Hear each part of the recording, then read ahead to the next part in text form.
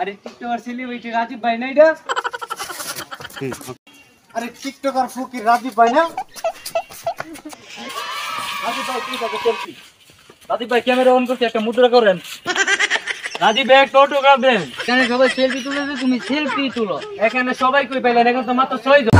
রাজীব ভাই আপনি একটা অটোগ্রাফ দিলে আপনার কি সমস্যা? তুমি বুঝো না কে? আমি টিকটকাররা মূর্খ, বলালা পারে না। আরে ভাই মারেন কে আমারে? আমার বাবার কথা গো। আরে ভাই আমায় মারেন কে? আমার বাবার কথা গো। আরে আমায় মারেন কে? আরে আমি কি করছি? আরে আমায় মারেন কে? আব্বা আপনি সকাল কয়টা বাজে? ঘুম থেকে কি উঠলো তোর বাপে? আব্বা আপনি তো ঘুম থেকে উঠছিলেন। বাপের লগে মস্করা করো। আব্বা সকাল সকাল একটা স্বপ্ন দেখতেছিলাম যে আমি টিকটকে অনেক বড় সেলিব্রিটি হয়ে গেছি। তারপর আমি ভৈরবে গেছি, আমার দেখতে অনেক ফ্রেন্ড আছে। তোমার তো 4 জনের বিরা পিটাইছে। আব্বা আপনি নাম কেমনে?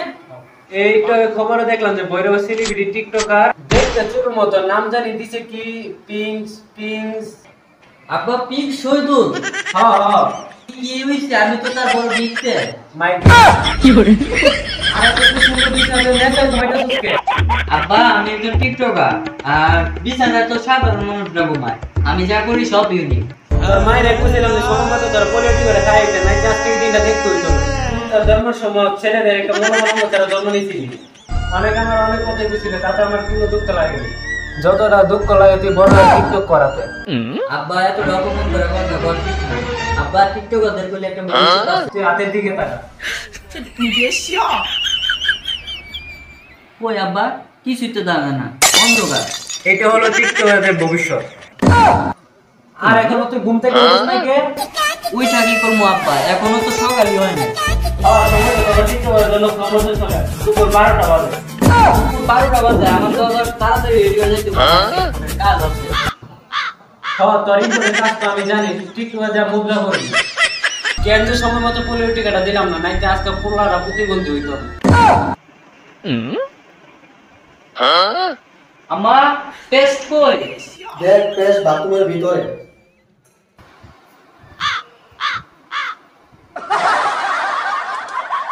আম্মা কইছে, তার মানে পেশ বাথরুমের ভিতরে।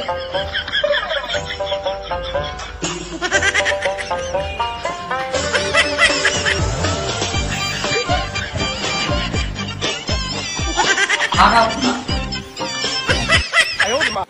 আম্মা, এই নতুন পেশটা আপনার খারাপ না, ফ্লেভারটা একটু নুনতা গন্ধটা বেশি ভালো না। তুই যে লোক করতেছ আম্মা তুমি তো কইয়া পেশ বাথরুমের ভিতরে। আর প্রতিবন্ধী টিকটকার তোরা এই বাথরুমের থেকে বুঝাইছি পেশ বাথরুমের ভিতরে। আমি দিলাম না তো সে এটা কি? টিকটকার মাথায় যাইতা হয় কি?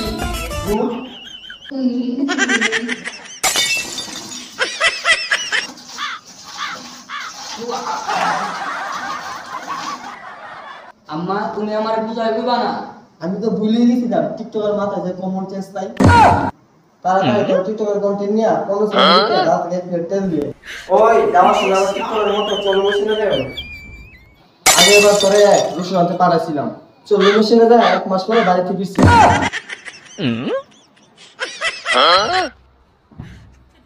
এটা দরজার ওটা জানলা থেকে খুলবো কিভাবে? এ রাজীব ভাই তওবা টিকটকে কি নাম দিল? বাপ তো ভাই কোন লাগে, মা ভাই কোন লাগে, আমারও না ভাই কোন লাগে। রাজীব দেখি আই কি হইছে নানি? টিকটক মনি স্যার শুনে টিকটক করছ, আমাকে নিয়ে একটা টিকটক বানাও।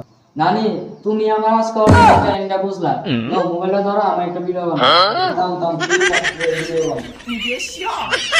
আর নানি তুমি বলে টিকটকে সিটাটা লাগাইও, কারণ টিকটকের গো মন তো সুন্দর থাকে না।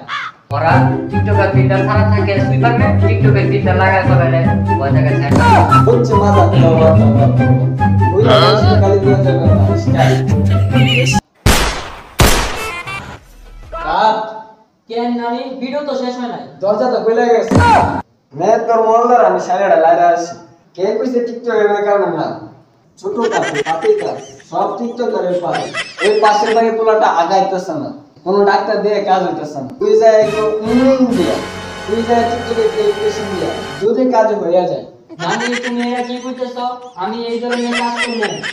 তোর নানির খালি ঘর তোর নানি তো আমি তোর দাদির খালি ঘর মাংনা করবি না তো টাকা দেবো আরে তোর লিপস্টিক চুরি কিনতে পারবি